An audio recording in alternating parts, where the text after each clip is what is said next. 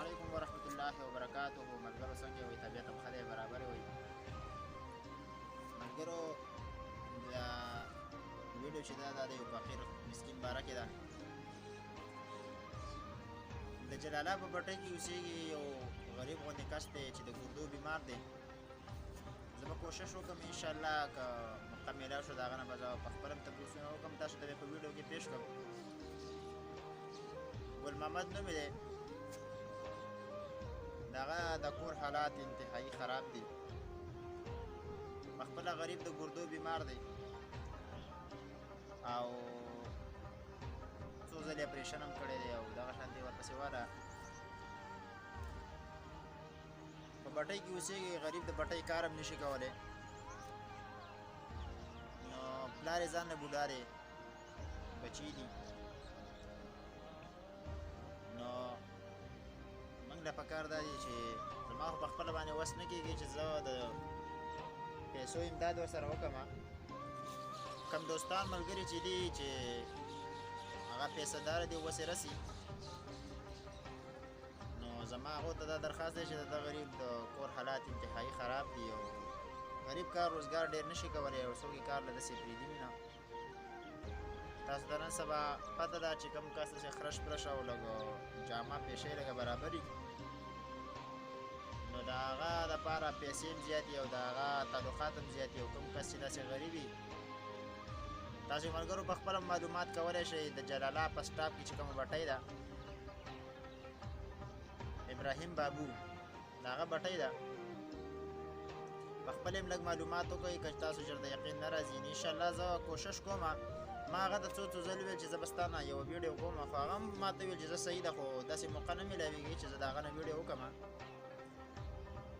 نو کوشش کوم چې زه د هغه نه یو ویډیو وکړم او تاسو سره یې شریکه کړم. خو ملګرو کوم کسان چې پیژنې خو ډېره ښه ده، که نه پیژنې نو خیر معلومات یې لږ وکړئ. انتهایي غریب کس دی او بیمار دی، د بټۍ کار داسې کولی نه شي ډېر. الله دې د هغه بټۍ د مالک سره هم ښه وکړي چې هغه په بټۍ کې هغه له کور ورکړی دی او هغه له پناه ورکړې ده. نو ملګرو کوم کسان چې پیسه دارې دی وس یې رسي، نو مهرباني وکړئ د هغه سره امداد وکړئ. کم کسانو چې وس نه رسي، نو مهرباني وکړئ دا ویډیو مخکې شیر کړئ چې دا نورو کسانو ته ورسي. کم کسان چې پیسه دارې د وس یې رسي چې د هغو سره کسان امداد وکړي.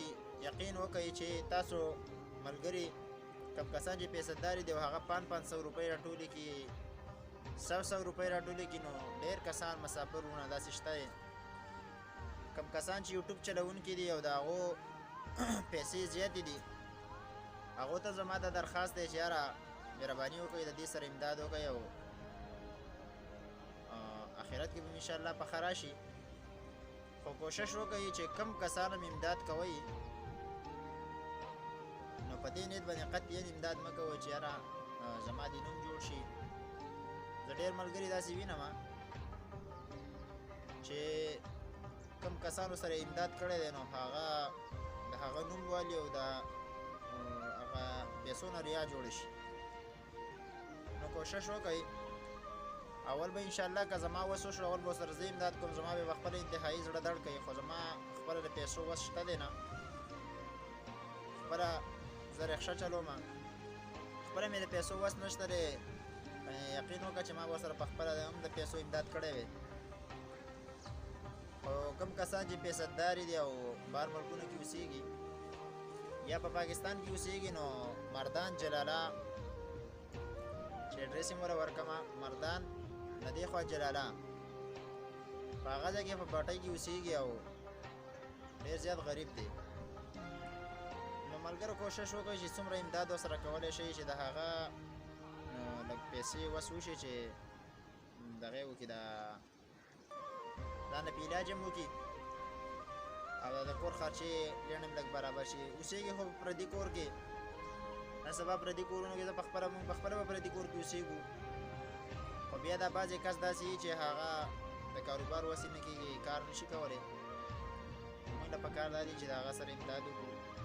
ملګرو تاسو چې چېرته هم داسې صدقه ورکوئ، خیرات زکات ورکوئ، نو یقین وکړئ زه تاسو ته یو فارموله درښیم چې الله پاک بس تاسو نه په هغې باندې انتهایي رضا کېږي.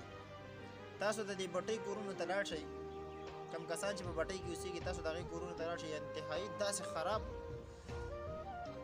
حالاتو والا چې د هغې نه به زیاتر خراب حالاتو والا تاسو ته په یو ځای کې نه میلاوي. یوسف جان عثمانزی چې کوم دی پښتنو د زړه درد چې کوم دی یوسف جان عثمانزی هغه هم طالبان کې پېښور طالبان هغې کې یو بټۍ والا نه یو انټرویو اخیستې ده، نو هغه خو الحمدلله په خپل هم د هغه څه نه څه وس کېږي چې د هغې امداد وکړي. خو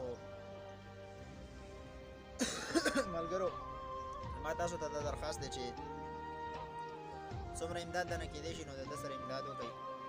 دا یوه ویډیو ما په دې نیت کوله چې انشاءالله که په دې ویډیو باندې کومې پیسې رالي، اوس خو زما ټیک ده چې د یوټیوب پیسې نه دي سټارټ شوي، خو انشاءالله کومې پیسې په دې ویډیو باندې رالي هغه هم زه درته حواله کوم. ما انشاءالله دا وعده ده چې څومره وس زما کېږي زه به ورسره امداد کوم، خو چې څومره وس تاسو کېږي تاسو به سره امداد وکړئ. تاسو د دې کور حالات وګورئ، ما دې څه نه څه ویډیو کړې ده او کوشش کوم چې د هغه نه ویډیو وکړم او تاسو سره یې شیر کړم. الله په امان.